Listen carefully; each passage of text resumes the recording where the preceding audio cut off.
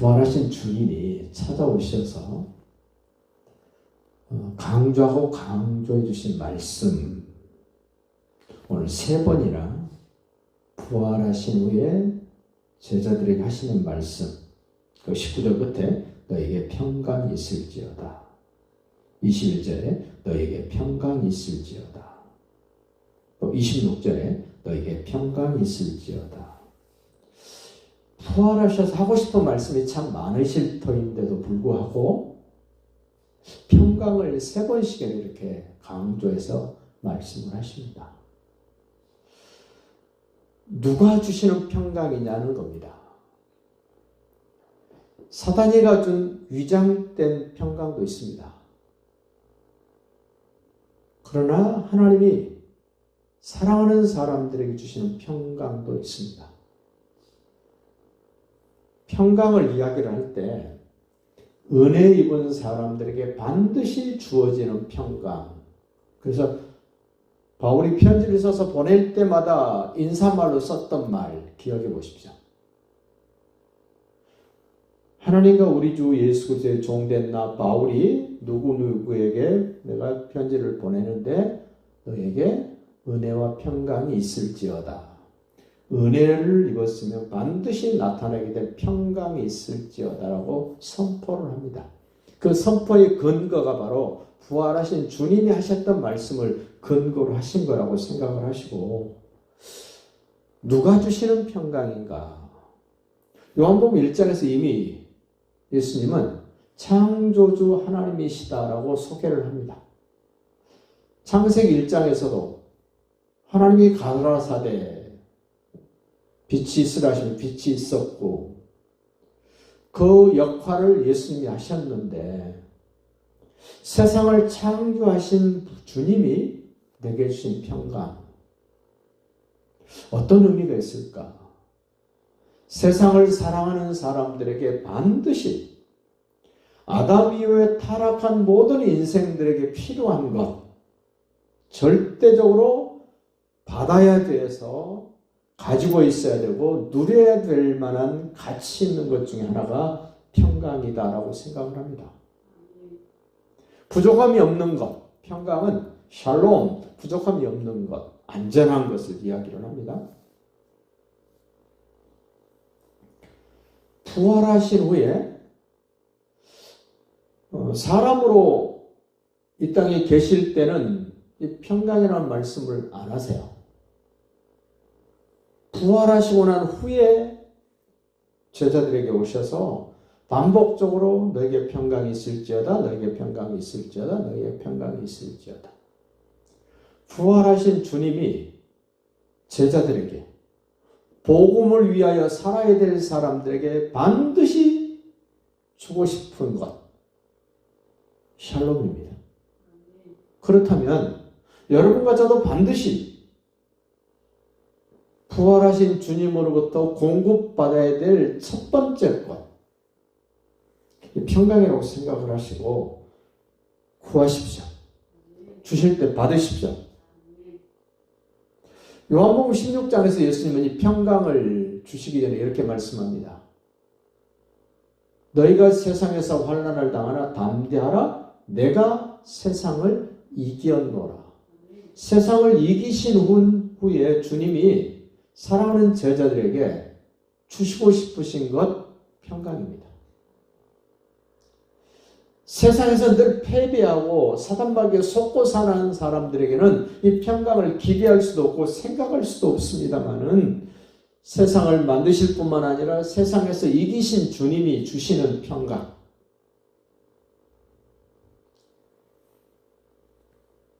세상을 이기신 주님, 사단마귀를 이기신 주님, 세상 임금을 이기신 주님, 거짓 주인 노릇했던 그들을 이기신 주님이 주고 싶으신 것, 평강입니다.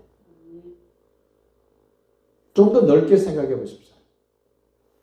창조주셨던 예수님이, 세상을 이기신 예수님이 이제 재림에 오셔서 세상을 심판하실 예수님이 우리에게 주고 싶으신 것, 평강입니다. 다시 말씀드리면 시작하시고 현재를 이기시고 장차 모든 것들을 통치하시고 심판하실 그 권세에 있는 그분이 정말 사랑하는 사람들에게 주고 싶으신 것, 평강입니다. 누구에게 주고 싶어 하셨습니까? 예수님이 여인의 우선인 것을 증언해야 될 사람에게 반드시 필요하다고 생각해서 주고 싶으신 것, 평강입니다. 예수님이 이 땅에 오셔서 고난받으시고 죽으신 그 일에 증인될 사람에게 절대적으로 필요한 것, 평강입니다. 사망 권세를 깨뜨리신 예수님을 증언해야 되고 땅끝까지 이르러 증인되어야 될 사람들에게 절대적으로 필요한 평강. 심판으로 다시 오실 그 주님을 전해야 될 사람들이 어떤 경우였든지 어떤 형편이든지 누구를 만나든지 이 평강을 가지고 있어서 그 평강을, 샬롬을 보여줘야 될 사람들에게 나타내 주시는 이 평강, 교회에게 필요합니다. 증인될 사람에게 필요합니다. 이 평강을 주께로부터 받아서 가져야 될 사람은 세상을 변화시키는 일을 주도적으로 해야 될 사람들에게 주시는 겁니다. 어제가 오늘이고 오늘이 내일이고 늘 그냥 그렇게 사는 사람들에게는 별 의미가 없고 가치가 없을 수 있습니다만은 많은 변화를 주도하고 앞서가야 될 사람들에게 가지고 있어야 될 아주 중요한 것, 이 샬롬, 평강입니다. 예수님의 제자들처럼 가는 곳마다 변화를 주도하고 만나는 사람들 속에 주도적으로 변화를 이끌어 줄 수 있는 사람들, 제자들보다 더한 사람이 있습니까? 저와 여러분도 세상 사람들에게 엄청난 변화를 줄 수 있는 중요한 요소를 다 주님 우리에게 주셨습니다. 그 중에 하나가 평강입니다.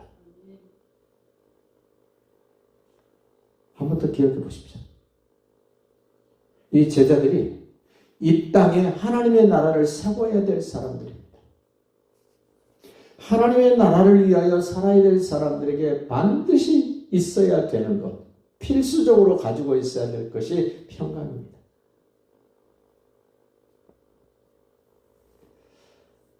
세상 나라들도 평안하기를 원한다 그럽니다. 가정들. 아는 사람을 만나면 그동안 평안하셨습니까? 안부를 묻지 않습니까? 그 안부 묻는 것보다 훨씬 더 강력한 힘이 있고 내용이 있는 것이 이 샬롬입니다. 샬롬. 오늘 말씀을 살펴보십시오. 19절 보십시오. 이날 곧 안식 후 첫날 저녁 때에 예수님이 죽으시고 부활하시는 날 저녁 때에 제자들이 유대인들을 두려워하여 모인 곳에 문들을 닫아 걸었다. 그런데 예수님이 문을 걸어 닫아 잠궜는데도 문도 열지도 않고 예수님이 부활하신 예수님이 그 제자들 가운데 오셨습니다. 예수께서 오사 가운데 서서 이르시되 너에게 평강이 있을지어다. 예수님으로부터 평강을 얻어야 될 사람들은 늘 예수님이 중심이셔야 돼요. 그 중심이란 말을 생각해 보십시오. 방에 삥 둘러 앉았을 텐데 예수님이 한 가운데 서신 겁니다. 저는 이 가운데 서셨다는 이 말의 의미를 이렇게 좀 더 설명해 드리고 싶습니다.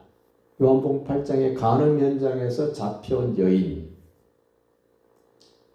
사람들이 다 돌멩이 한 개씩 들고 이 여인을 돌로 쳐 죽이려고 예수님께 데려왔습니다. 자동적으로 돌로 쳐 죽이려고 했던 많은 바리새인들, 유대인들이 예수님을 삥 둘러 에워쌌습니다. 그들을 원하지 않았겠지만 예수님은 중심이 되셨습니다.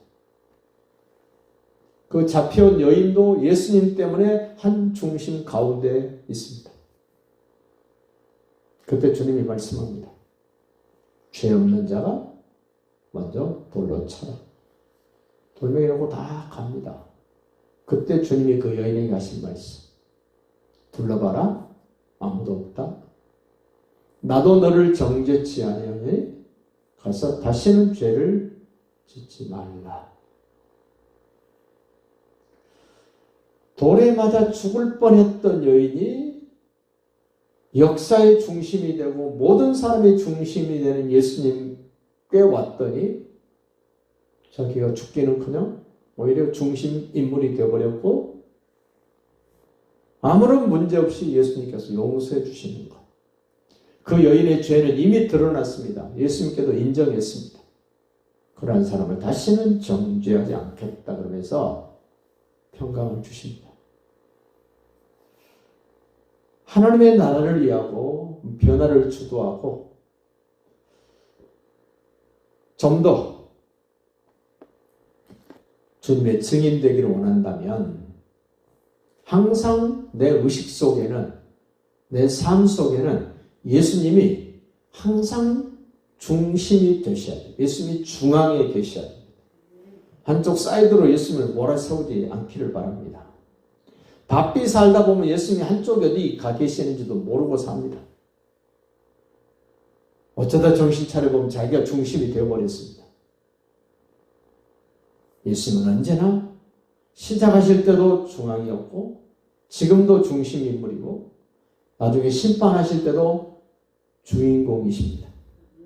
아무에게도 무시당할 수 없는 분이십니다. 20절 보십시오. 이 말씀을 하시고 손과 옆구리를 보이시니 제자들이 주를 보고 기뻐하더라. 손과 옆구리가 뭡니까? 십자가에 달렸을 때 못 박히셨던 흔적이 있는 손. 군인이 창으로 옆구리를 찔러 물과 피를 쏟으셨던 그 옆구리.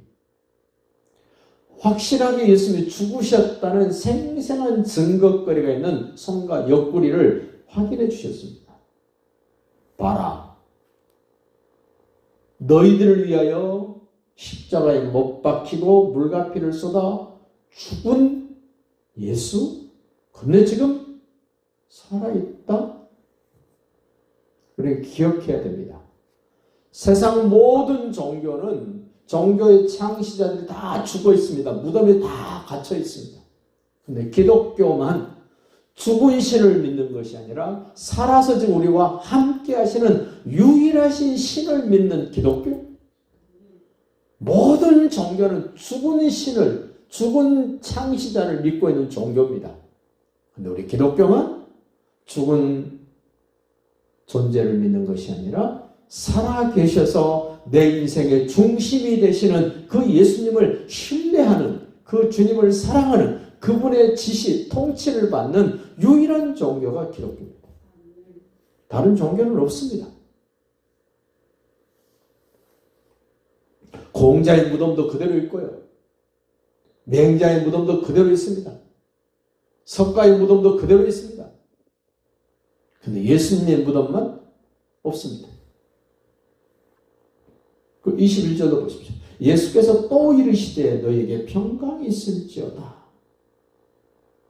앞에서 말했던 평강과 두 번째 평강은 좀 다릅니다. 이어져서 말씀을 합니다.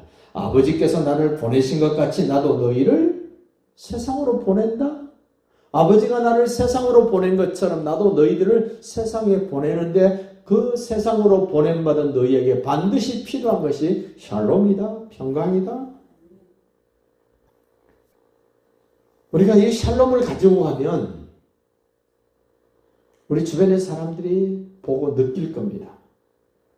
야, 똑같은 형편 처지에 살고 있는데, 똑같이 24년을 살고 있는데, 야, 저 사람들은 어떻게 저런 의식으로, 저런 모습으로 세상을 사냐? 우리하고 좀 다르다? 확실하게 보여주고 나타낼 수 있기를 바랍니다. 그러면서 말씀하신 거 보십시오. 이 말씀을 하시고 그들을 향하사 숨을 내쉬며 이르시되 성령을 받으라. 우리 주님의 말씀을 확증시켜주는 성령을 받으라는 겁니다. 그러면서 엄청난 말씀을 합니다. 너희가 누구의 죄든지 사하면 사하여질 것이요 누구든 누구의 죄든지 그대로 두면 그대로 있으리라 하십니다.